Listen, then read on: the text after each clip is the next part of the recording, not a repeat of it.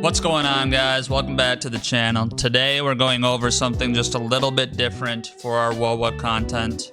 I'm going to review my VOD of the 2.6 update and just talk about my experience with it, what I liked, what I disliked, that kind of thing.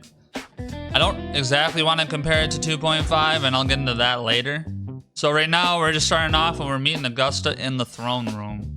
So basically what I like about the scene starting off like this is it's a grand overture of this throne room, and I like how we come with an overshot here of her chair, and then there's the reveal of her just looking like a badass right here. Yeah, I like that.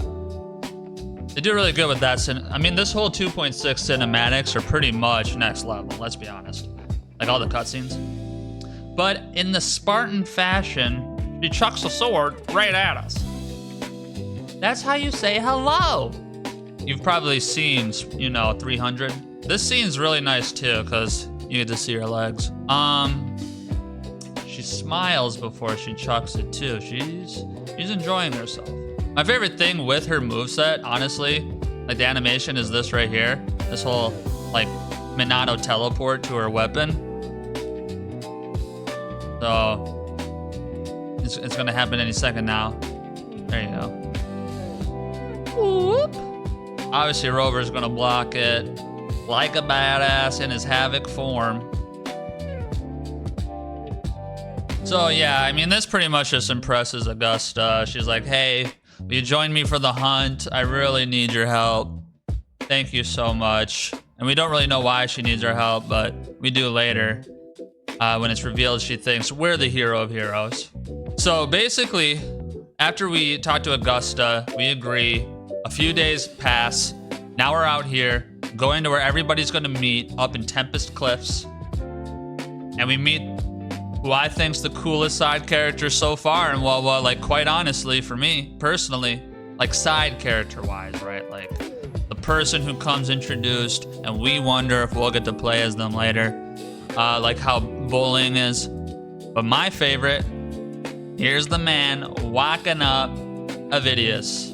This guy's a badass. I really enjoyed Avidius' side story in the game, like a lot. The whole thing with Iuno threw me off because I'm like, I don't really know what to believe here. Is he trying to gain power over Augusta? Whatever, right? But it always seems like the answer was no. So he's been my favorite part of this update, to be quite honest, in the sense of side characters, plot outside of the main story, happening within the main story. I'm just gonna skip a little bit here till we get to, so we follow Avidius up to where everybody is. He's talking, he's making us smile. And while we're talking to Augusta up here, we see where we're gonna delve into the depths where the dark tide is. My favorite thing about this scene, actually, when she just jumps off, it made me think of Avatar. But it's so funny because in Avatar, you have to create a bond with the animals that you ride with the hair thing. Rover just jumps and he gets caught by Griffith, so he's super lucky. Whatever you call it, Griffin, Griffith, whatever it's called. The whole point is, this cinematic scene of flying is so sick. I like the flying system with, like, you know, our own wings, but imagine if I could fly on this throughout, like, Septimont. That'd be badass. And boom, immediately when we're getting in there, the dark tide starts attacking us while we're flying. We get more badass cutscenes coming through. Boom, the Chorosaurus. Get out of here! Get bitch slapped by Augusta. I love it. One cool thing I like about the new Echoes is Spartans and dinosaurs. It doesn't really, does it get cooler than Spartans and dinosaurs? Does it get cooler than Spartans and dinosaurs in an update? Like, I don't really know how much cooler it gets than dinosaurs and Spartans. That's my opinion on an update. Like, I'm not saying the whole game has to be dinosaurs and Spartans, but just an update of it, that's badass. We fight the Chorosaurus. We beat its ass. So one thing that happens in this next cutscene after we beat the Chorosaurus, we meet Iuno again, blasting in with her arrow, breaking that rock for us. Boop. There it is. Bye, badass action shot. She's pleased with herself. She's like, wow, I broke a rock. Good for me. Then she like hits on Rover a little bit, kind of comes on strong. And now we meet everybody. We meet everybody in the brigade. Okay, so another thing I want to talk about too And this only happens because I myself have actually started watching like gacha content. Because I don't watch gacha content. I don't play gacha games. I play this game, right? I'm a first-person shooter, story mode, Fortnite, whatever type of player, you know, that's what I do. I play a lot of different video games. I play Metaphor. I play Final Fantasy. You get the point. So, in the gacha community, it's a big deal for facial expressions and all that crap. So one thing I'm super like, whoa, is Iuno's smile here. There it is. Look at that. It's so simple to add too. Like, yeah, it kind of feels a little awkward, but it only feels awkward, I feel like, because we're not exactly used to seeing it in that way. So it's a cool little nidbit thing that most people are kind of like wanting, like just some facial expressions, different animations for better emotes and expressions. I really enjoyed that in Iuno. She does her little pouty thing. It gives her that character. So I enjoy that expression that's brought out in them. I mean, honestly, Augusta has a lot of expression too. It's a lot of internal struggle. I mean, the whole entire time she has whispers, you know, blowing up her brain. She's a little crazy, if you know what I mean. She does have a lot of facial expression actually as well throughout the entire patch. We meet Avidius again, and we're talking about the murals on the stone wall, what they prophesize, the story they tell about the hero of heroes and the dark tide. He does mention though, in the middle, part of that mural is missing. In our minds, the player is probably Rover, right? We talked to Avidius more, we learned about it. This is when Iuno comes in and starts talking about the politics behind the hero of heroes. Kind of just claiming Avidius is using his power to gain power over Augusta, become the hero of heroes and the F4 and all that stuff. Is it true? We don't really know. It might be. And I have a theory on that. And I'll get to it when we actually get to that scene. It's actually in the next VOD. But as they give us their spickle, their spackle, we continue on, and we just learn about Iuno's support of Augusta always because of like their shared experiences. So the main thing we start doing to fight the dark tide is actually setting up these like perimeter barrier things that we punch to work. So Rover truly understands technology. You smack it, it better work. So we try to set these up. All in the meantime, right, the dark tide trying to stop us.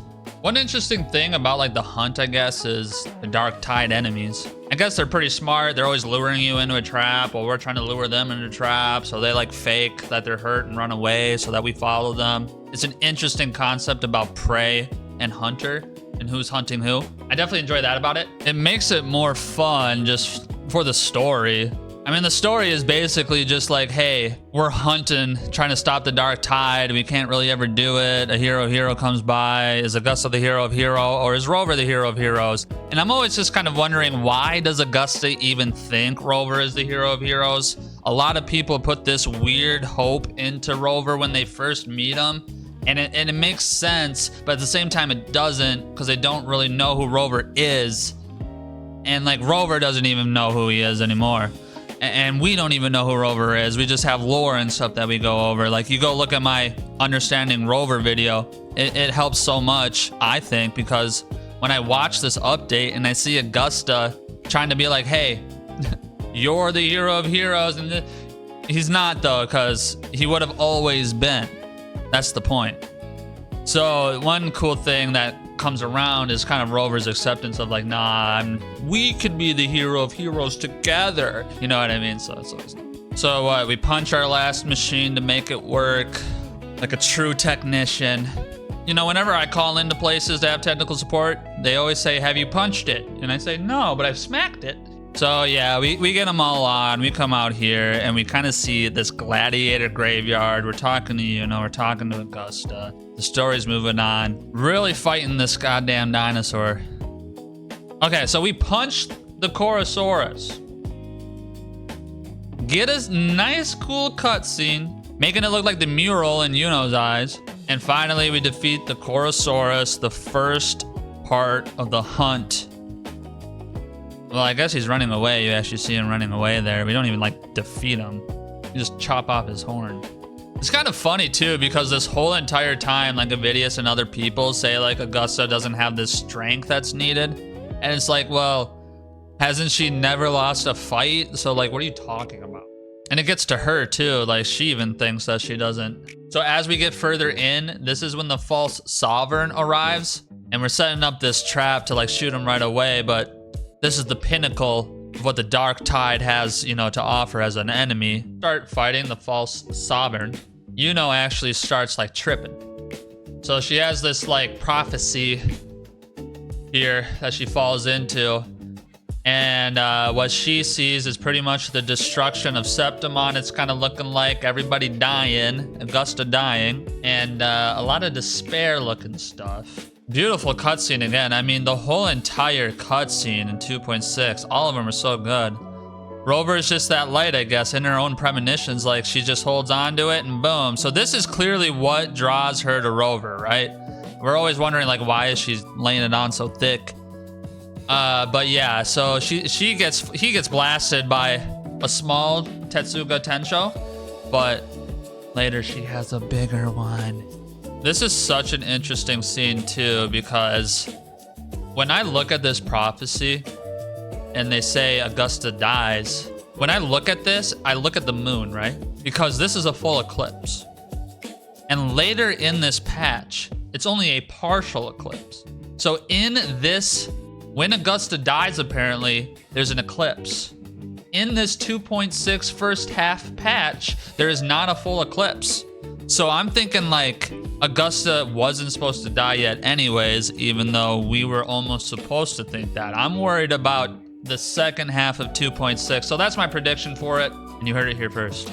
But yeah, basically, Iuno just starts asking Rover to protect Augusta, make sure she doesn't die. We get this as a gift from Iuno. Pretty much protects us from something later on. So yeah, what is this?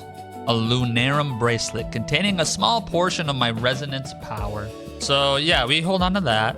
She gives us that little pouty face. Did you see that? And then we go talk to Avidius. And this is my favorite thing about Avidius, actually. He actually puts aside his quest for power to fight the Dark Tide.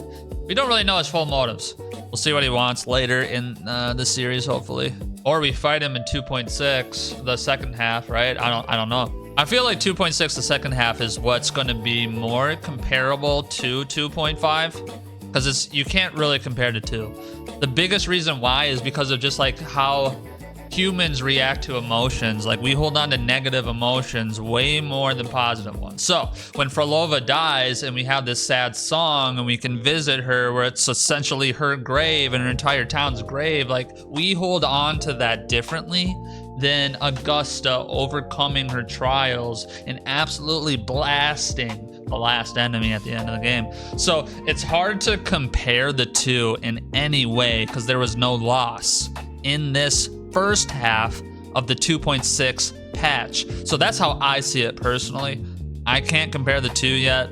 If there is no loss, if there is no death in the 2.6 second half, I'm still not even gonna compare the two. I'll only compare this one to like 2.4, and which 2.6 is way better than 2.4 and 2.3. Like, I just 100% story-wise, for sure. As far as like all that other stuff, like, clearly this is the best update because you have tons of side things for free pulls and all that kind of crap. So we're talking the bowling, learning about the Dark Tide and what it's planning and how it's getting stronger. So this is when we return to Murmur Town, which used to be called something else because it was Augusta's original hometown that was destroyed during one of the Dark Tide events. But check this scene out. When I was talking about emotion and stuff, whoop, look at that. Rover is waving. I'm over here. Yes. How sick is that? It's just like that little thing right there. Even though it's awkward, it gives depth. It gives characterization. Like, it's perfect. Just the simple, I'm over here. It's so good. And in a way, we need it from Rover. The blank slate, because if he stays a blank slate the entire time, what a boring character. What'd you erase your memory for? I don't, I just think like that hand wave, it's huge. Right? That's huge. I don't know. I think it is, personally. But yeah, we're in the Sonoro, talking to Abby, smelling stuff in the air. Then we start hearing these two, Augusta and her friend. As we follow the entire plot of what's happening here, all they're really talking about is how the dark tide has whispers, and if you go get that power from the dark tide, it increases your resonance ability exponentially. So that's kind of the main thing we're learning while listening to the two children, Augusta and Angel. But as things develop, the plot thickens, things kind of go down. And that's because the dark tide attacks, if you will. So as we learn more and more about Augusta in the Sonoro, so we start learning more and more about Augusta in the Sonoro, and we actually kind of see how she gets her blade. So right here, we learn about how Augusta gets her blade from an injured gladiator. This is during the Dark Tide event that happened 16 years ago in her village. And then as we follow Angel and Augusta more and more in the Sonoro, we see that they're being chased by the Dark Tide. Angel gets hurt. Trips, falls, whatever it is, she gets hurt. Augusta trying her best to help. We keep following them to this tree. Augusta trying to be, you know, a defender, a protector, tells her to go in the tree, chill out. I got this dark tide business. I'm standing on 10, you know what I mean? So that's what she does. That's what she does. Boom, standing up, right in the wide open, challenging the dark tide head on, being as brave as she can be. We learned the dark tide don't care about her because the dark tide ignores weak people. So ignores her, goes to the tree where Angel is. It kind of just like stops there. It gives us this cool shot of her, but we don't actually fully know what happened to Angel yet. Augusta still doesn't actually know further on. She asks later, the dark tide, you know, what'd you do with my friend?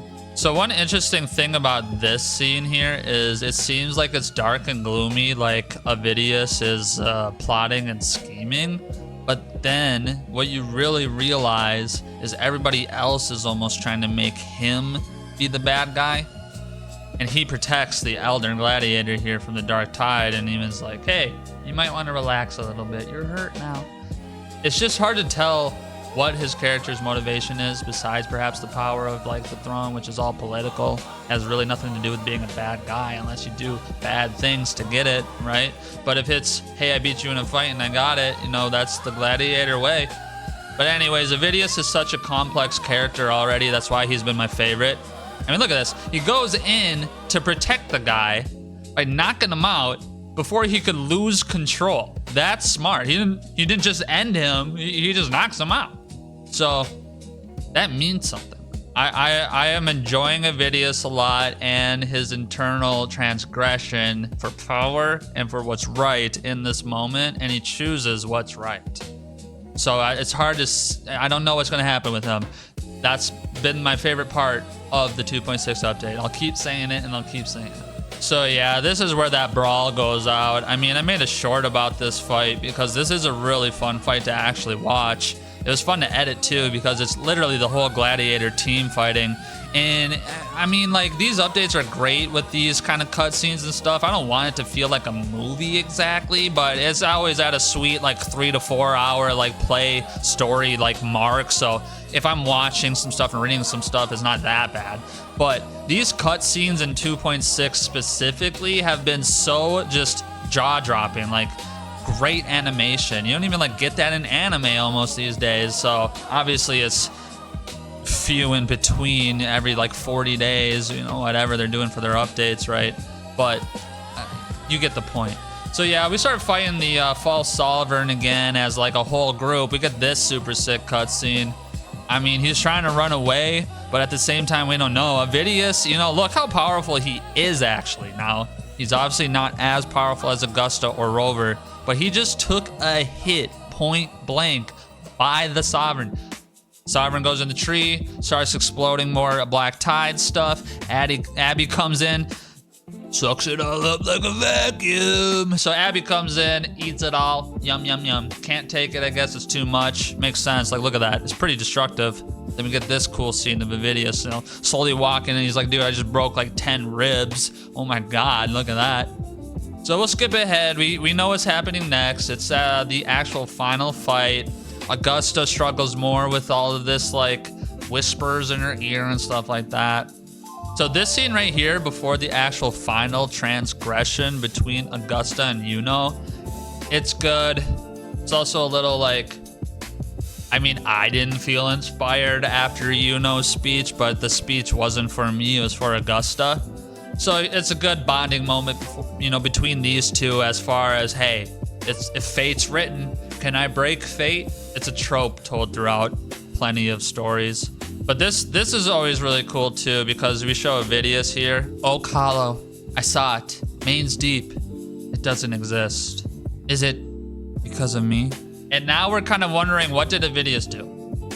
My memories. No. See that? So something happened to him. We just don't know what. Complex, interesting character. Teardrops keep falling on my bow. Boom, see that? That's what I'm talking about. This whole time, that, and we'll pay attention in the next coming scenes, I don't see that become a full eclipse. Boom, I'm checking out the sky, I'm getting some good shots, no full eclipse. We get in, ready for the fight, but Augusta does what Augusta does.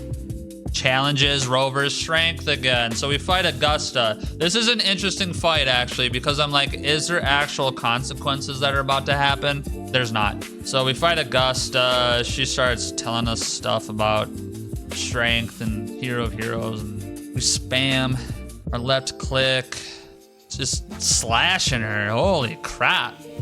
Get a nice shot of them legs again. Bada bing, bada boom. Get blasted.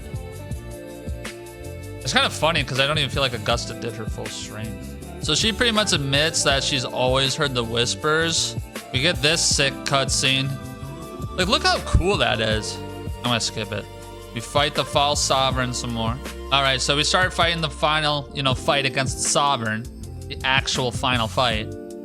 We get this badass cutscene. This cutscene is so good. You know, it really puts Augusta in the light instead of Rover. A lot of people seem to complain about Rover always being in the light. Like, I don't really care. But in my mind, I'm thinking he's not the hero of heroes this whole time anyways, so he shouldn't be the one that's beating this boss. And he's not, because I'm right about that. So yeah, I mean, Augusta just goes off on this, really energizing her inner Ichigo here. The trope of, like, all of my dead people help me with this final attack. Naruto, Harry Potter. I don't know, the list probably goes on. Those are the two that I always think about. It's good. Happens a lot. But this attack right here is so sick. It's just like, it's just so good. And I think of Bleach every time I see this attack. I mean, just look at that animation. Boom, just like, it's like my friends are my power type energy, you know what I mean? If you don't know what I mean, then you gotta go play some Kingdom Hearts and read my profile, my bio, in WoWa. But basically, we get to see that epic ass final fight. I mean, like, she kind of comes to this realization, hey, maybe you're not just the hero of heroes, maybe it's both of us. But in reality, it's not Rover. He's an arbiter or whatever. He's well beyond whatever this is. You know, he wasn't even around 16 years ago. He was gone. Like, so basically, we get Augusta's story about, hey, I accept who I am, yada yada, we're working together, yada yada. We come to the close of the Dark Tide fight, and we learn Augusta and Cardathea might have more in common, because you two share a lot in common, actually. This is where we see Cristoforo again, and the plot thickens with Avidius, because he goes and immediately picks up Avidius's medallion that's broken on the ground after getting punched and broken like 10 ribs by the Dark Tide, by the false sovereign. So I'm like, okay, Cristoforo, are you controlling and manipulating Avidius right now? Probably. Or is Avidius your creation? What a beautiful ending. My near perfect protagonist. I must confess, even I didn't see this coming. So, like, he didn't think they would beat the Dark Tide and the False Sovereign? Should this be your final act? No, allow me the small indulgence as your creator. Is he just saying he's creating the story? It's just, I don't know. It's so good. So I'm excited to see what Cristoforo's up to. The quill of fate may be sharp and cold, but still I want to see how far the soul I created can go. What? What does that mean? What does that mean? And then we see, then we see Galbrenna. She's basically talking about how she's gonna go after Cardathia, the Thrnodian. I guess it's really fleur-de-lis, but you get the point. She's an assassin. And then that's the end of the patch. Now the whole time here, and I'll put in bits and pieces of it, there's music and stuff that's super epic going on and all that, so it's really good. So anyways, let's just brass tacks what I think about everything. The story. The story felt like more of a setup. The latter half of 2.6 is gonna be great, and you can tell 2.7 is gonna pick up the next kind of thing, and perhaps it's Cardathia's assassination attempts. That could be in 2.6. I don't know yet, right? We don't know. But the setup is nice. The story with Augusta, it's a good story. It kind of reminded me of Cantarella, right? Rising up to the occasion, everyone dying around you. In Cantarella's instance, she actually faked a lot of those deaths, right? She protected a lot of people. But they had to take on this burden, this power, in order to protect people, that kind of story. So it falls down that dilemma again there, that same plot point. It's not a bad plot point. Bringing in Iuno's prophecies does create another added layer. So I like that added texture there. It's like, well, in 2.6 second half, maybe Augusta does. Because again, in the actual prophecy, the eclipse was full. In the fight against the Sovereign, against the Dark Tide, the eclipse was not. So I don't know.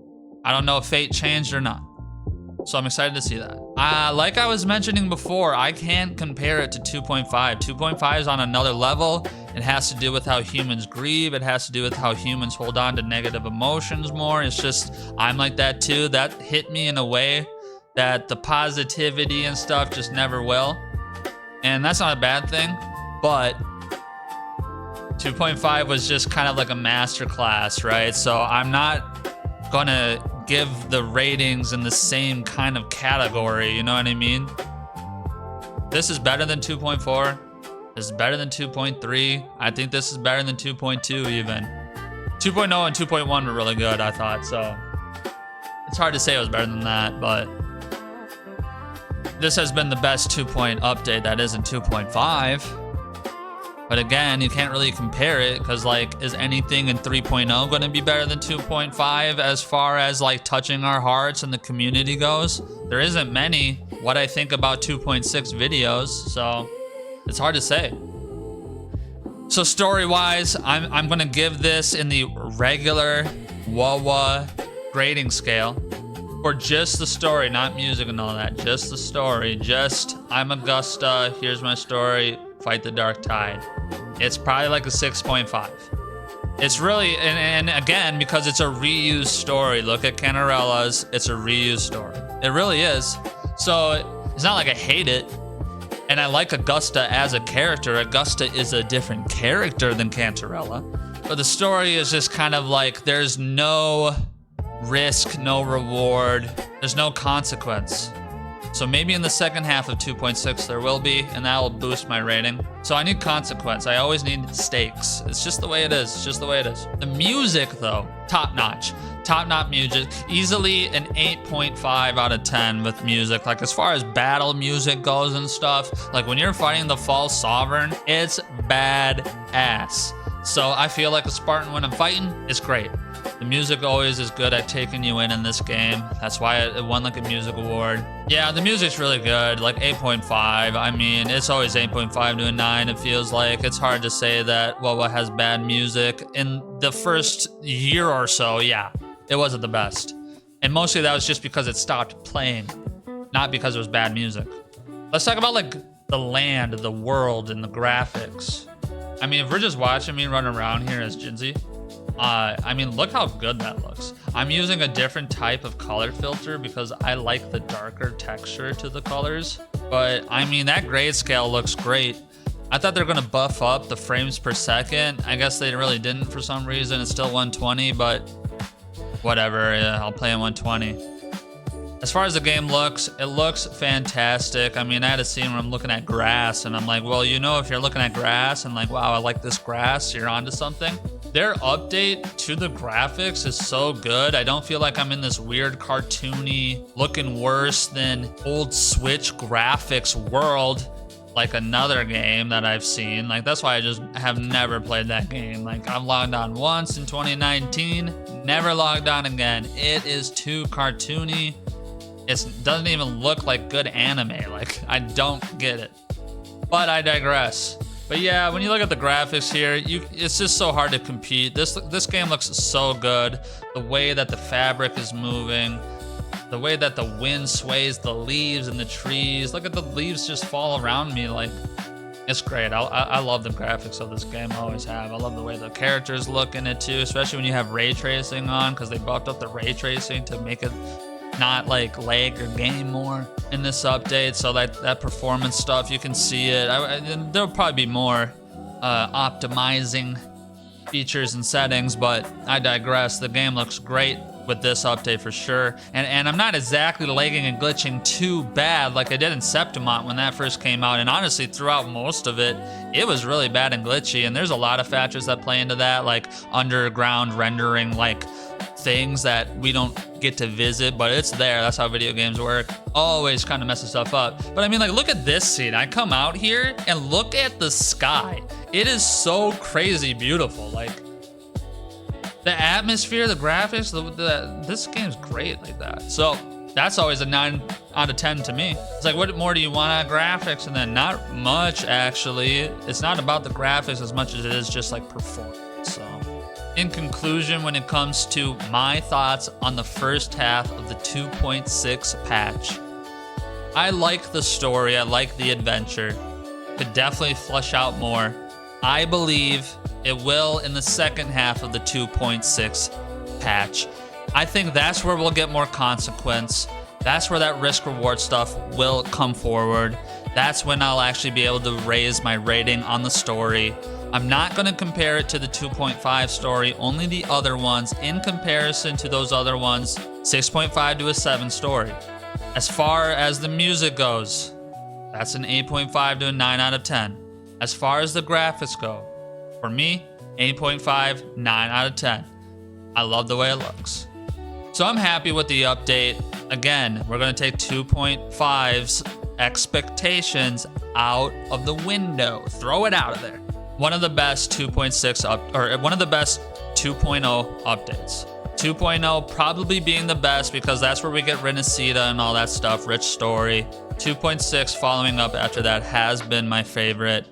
I like this portion of the map more than Septimont, and I like the story to it more than Septimont. So, I mean, I don't want to just hate on Septimont or nothing. I just didn't think that was as great as an update as other people do.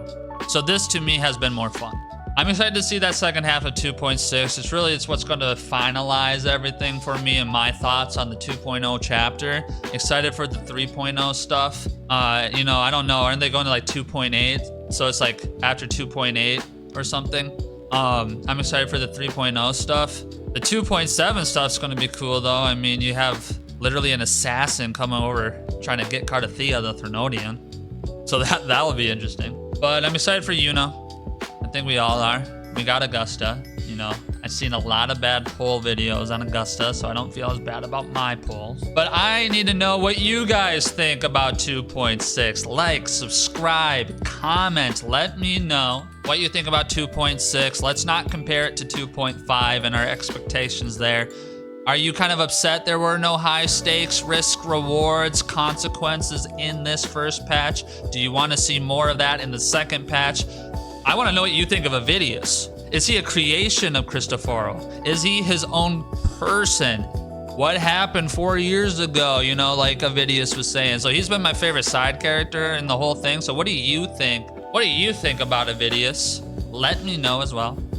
Did you get Augusta? Are you going to get Iuno? Are you excited for the 2.6 second half patch? I know I am. I always appreciate whoever stops in, whoever comments, likes, dislikes, whatever. Let me know what you think and have a great day.